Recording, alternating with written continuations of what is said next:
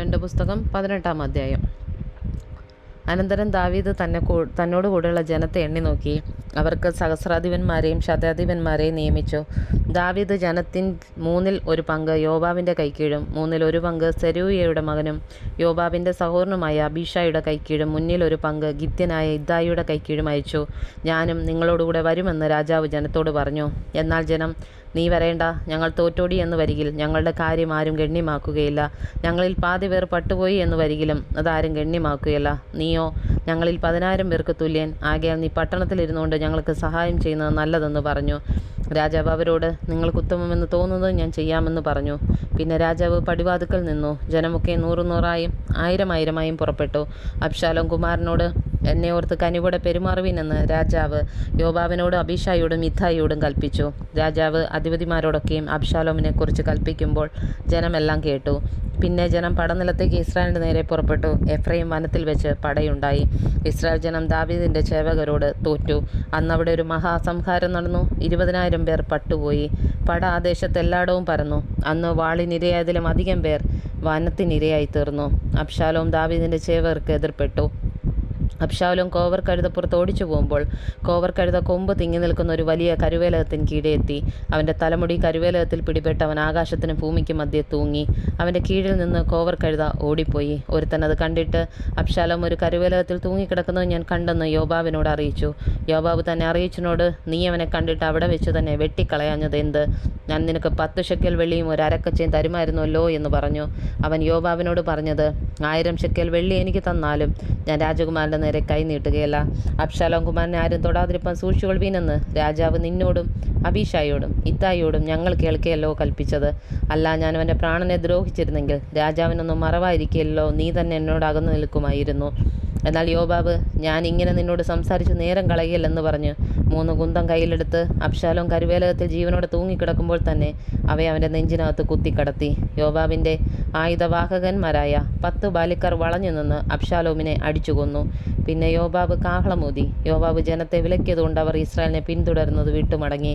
അബ്ശാലോമിനെ അവർ എടുത്ത് വനത്തിലൊരു കുഴിയിലിട്ടു. അവൻ്റെ മേൽ ഏറ്റവും വലിയൊരു കൽക്കുംഭാരം കൂട്ടി.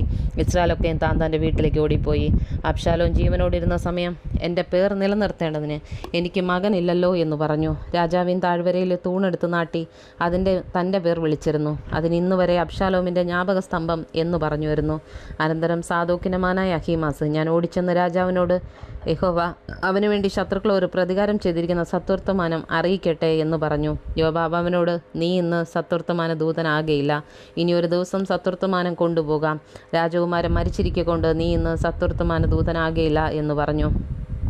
പിന്നെ യോവാബ് കൂശിനോട്, നീ കണ്ടത് രാജാവിനെ ചെന്നറിയിക്കെന്ന് പറഞ്ഞു. കൂശ്യൻ യോവാബിനെ വണങ്ങി ഓടി.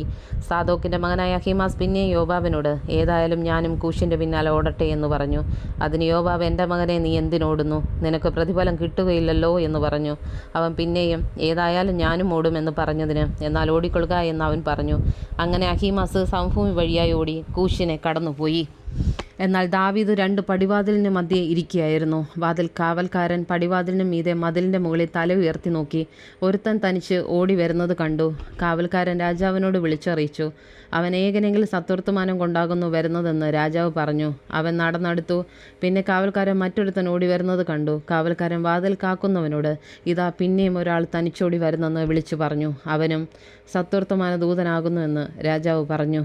ഒന്നാമത്തവൻ്റെ ഓട്ടം സാദോക്കിൻ്റെ മകനായ അഹീമാസിൻ്റെ ഓട്ടം പോലെ എനിക്ക് തോന്നുന്നെന്ന് കാവൽക്കാരൻ പറഞ്ഞു. അതിന് രാജാവ്, അവൻ നല്ല വർത്തമാനം കൊണ്ടുവരുന്നെന്ന് പറഞ്ഞു. അഹീമാസ് രാജാവിനോട് ശുഭം ശുഭം എന്ന് വിളിച്ചു പറഞ്ഞു.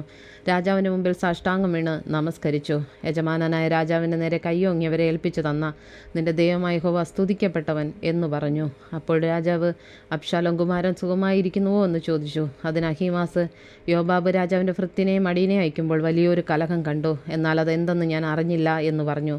നീ അവിടെ മാറി നിൽക്ക എന്ന് രാജാവ് പറഞ്ഞു. അവൻ മാറി നിന്നു. ഉടനെ കൂശ്യൻ വന്ന്, യജമാനനായ രാജാവിന് ഇതാ നല്ല വർത്തമാനം. നിന്നോട് എതിർത്ത എല്ലാവരോടും യഹോവ ഇന്ന് നിനക്ക് വേണ്ടി പ്രതികാരം ചെയ്തിരിക്കുന്നെന്ന് കൂശ്യൻ പറഞ്ഞു. അപ്പോൾ രാജാവ് കൂശ്യനോട്, അബ്ശാലോം കുമാരൻ സുഖമായിരിക്കുന്നു എന്ന് ചോദിച്ചു. അതിന് കൂശ്യൻ, യജമാനായ രാജാവിൻ്റെ ശത്രുക്കളും നിന്നോട് ദോഷം ചെയ്യുവാൻ എഴുന്നേൽക്കുന്ന എല്ലാവരെയും ആ കുമാരനെ പോലെ ആകട്ടെ എന്ന് പറഞ്ഞു.